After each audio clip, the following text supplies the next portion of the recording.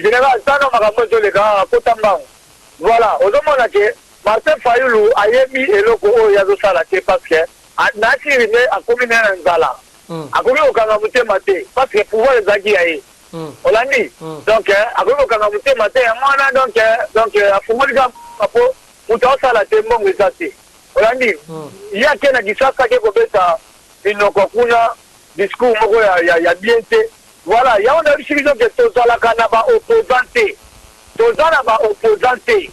Bah, opposants, ce sont les frappeurs des opposants, ce sont les voleurs des opposants. Oh, bah, il faut dire.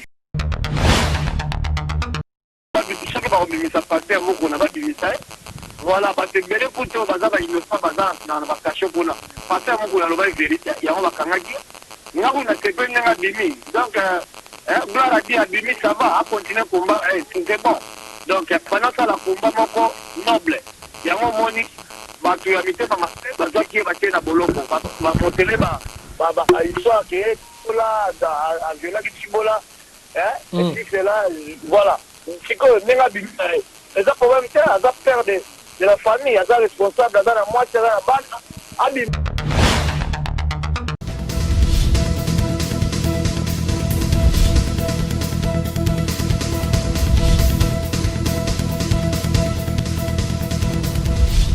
Balobi, abonnez-vous massivement. Kin Elengi TV, Yangonde Makam. Kin Elengi TV. Yannick Wenge, Yonde Makam. Yo motema yo mabanzo na ngai. Très bientôt Yannick Wenge. Yannick Wenge. Yannick Wenge. Merci beaucoup, mesdames, demoiselles et messieurs, amis, fidèles téléspectateurs de la 3 fois w.Elengi Télévision. Merci pour votre fidélité, vous êtes nombreux partout en train de nous suivre à travers cette émission. Micro et à peuple, micro et à peuple, émission à peuple pour la population, micro et pour la population, et pour la Yannick Wengete, moto atona na kati na kibonzambe.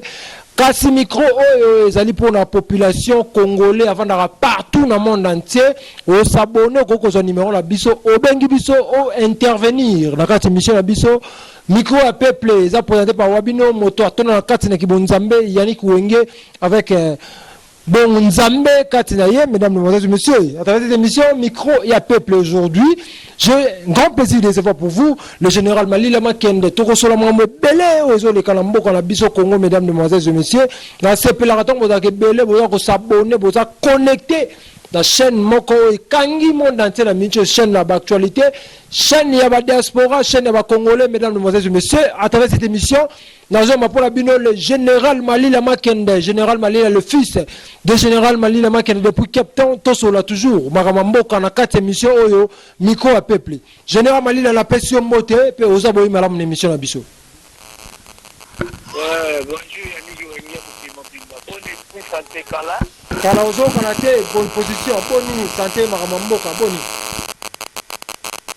nazali nanga mama lekoma mokeli ekizaka ezalaya mokotoko mobile moko pema ok makambo elokenda mopia nazalaka normal me makambo mboka oyebi kaka atobeta mangolo masolo mboka tobeta masolo mboka selo yo combattant bino bacombattant Cape Town bozomona mboka ezokende ndeni évolution ya mboka bozomona ngo ezokende koma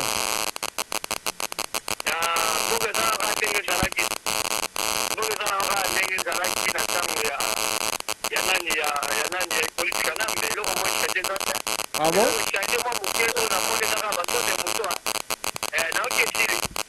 Il y a un même de changer. Ok. Voilà. Ok.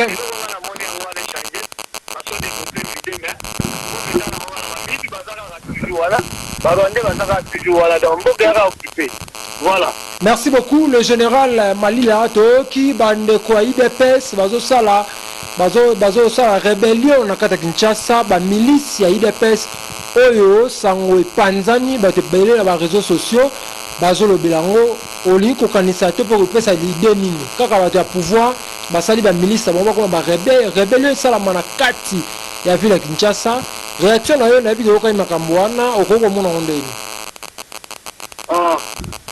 bon, et là, on le voit comme moi, donc, on moi, 6 mois. Mais c'est la confusion. Comment est-ce que vous avez le pouvoir quand vous avez une rébellion? Est-ce que vous avez le pouvoir là bas c'est plein il faut bien pouvoir.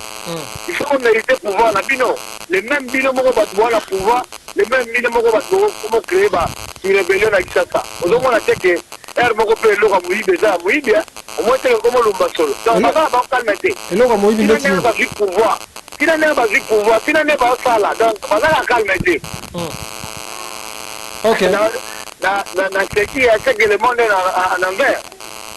Ok, yo confirmé en haut, ils solo, bazo sala ngo pourquoi? Ceux qui bazo sala rébellion à Kinshasa, IDPS, les autres sala ngo pour nani contre nani. Mais bazo sala rébellion à bango contre mon pépé. Ba boulisa mon pépé, ba boulisa moto ba monité. Voilà, qui rébellion na ngo na te plan ngo. Le roi ba la pouvoir, patron na bango za na pouvoir. Ba ba na ko kangana ki politique na mbela kingakati. Comme ça qu'il libère on va passer qui rébellion on a et tu verras na gisatati et comme si na gingakati comme ça tout le monde tout le monde va beaucoup qui non qui rébellion na bango et juste quoi et ça ça qui libère on est ça on va prendre ko depuis mboka bango na bango ba comme bunda bango na bango ba comme ça qui rébellion et ça c'est parce que bango ne ba na pouvoir tout ba na pouvoir ba ko la réflexion pouvoir monsieur bango ba na pouvoir bango ba ko ça qui rébellion au moins que on sait que on doit le na président na bango na bango ba ça ide fait donc ce sont les foutis baza bazoba ce sont les idiots ba et ba eloko ni ba ça la tête. OK.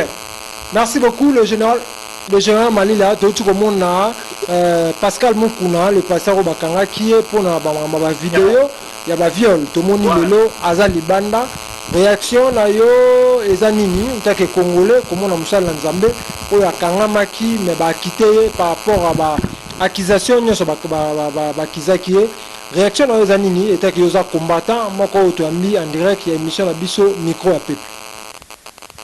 Réaction na ngeza na tebeli na mbaji na émission là souvent biso ke ba komimisa passer moko na ba bimisa voilà ba tebeli kuto baza ba innocent baza na ba cacher bona passer moko na loba vérité ya on ba kangaki ngako na tebeli nga bimi donc gloire à Dieu bimi ça va à continuer combat c'est bon. Donc pendant ça la combat moko noble ya mo moni ba tu ya mité ba za ki ba tena boloko ba motele ba histoire que là à Viola Kibola et puis c'est là voilà c'est que nenga bimi et ça problème c'est à perdre de la famille à responsable dans la moitié la bande abima continuer musana continuer combat à continuer pour la vérité il va rendre la porte voilà. OK.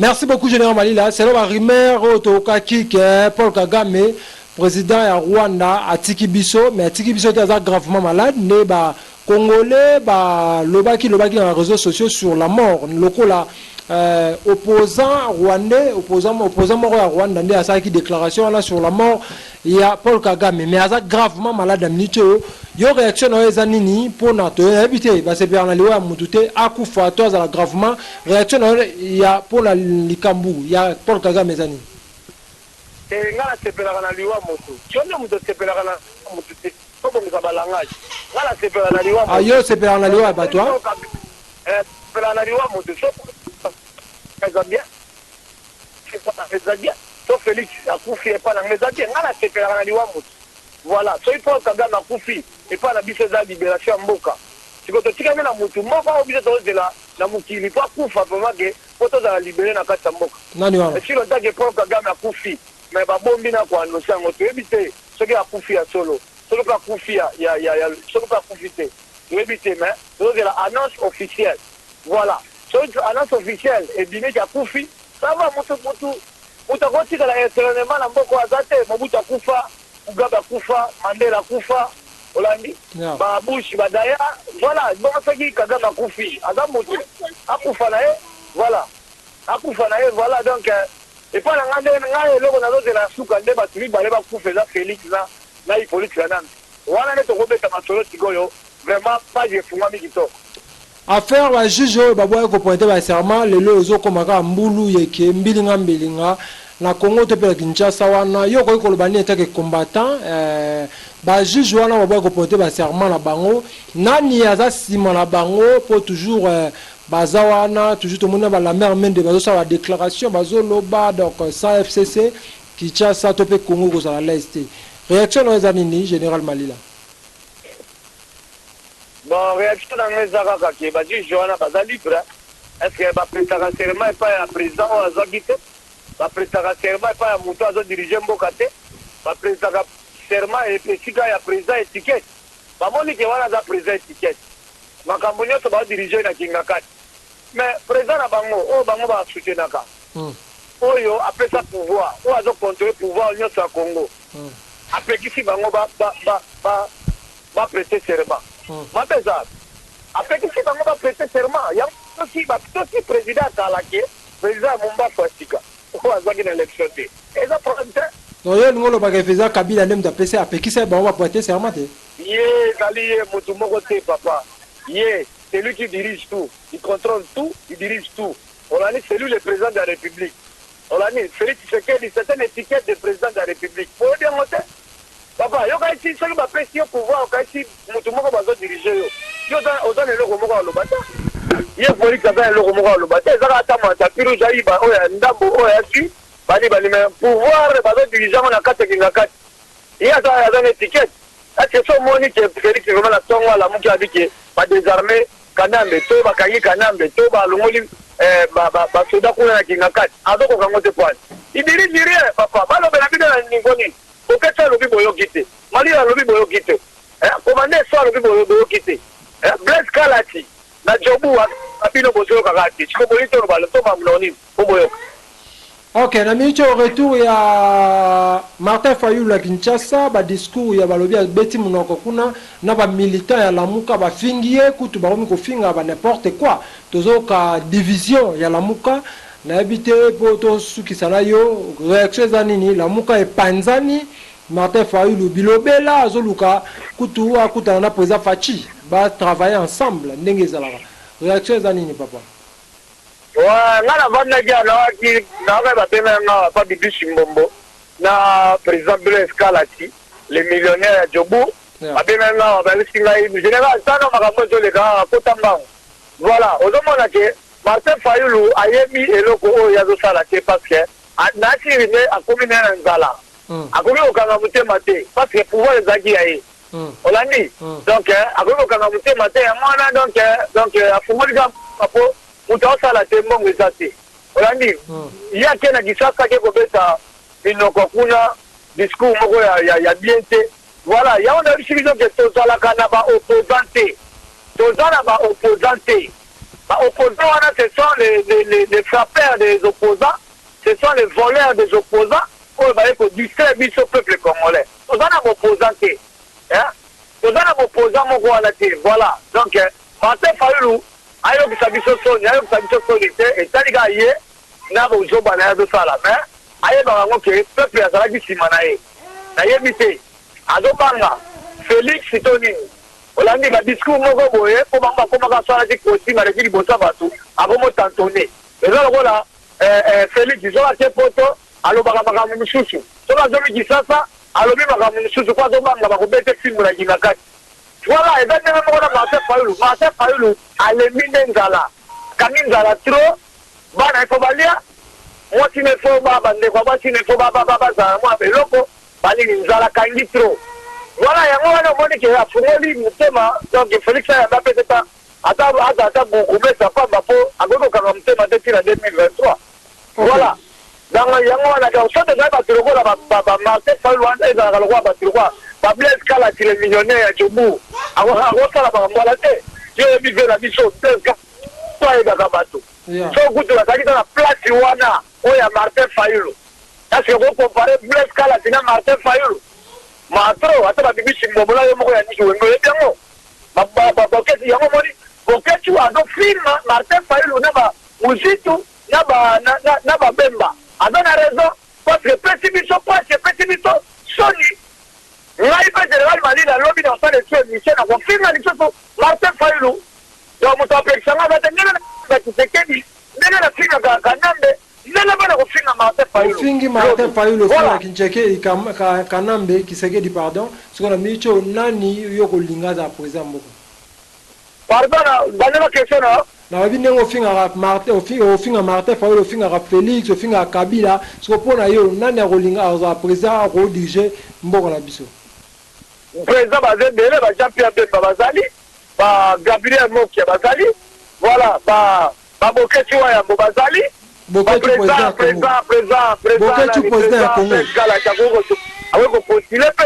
voilà donc tu président ça a été que Batouana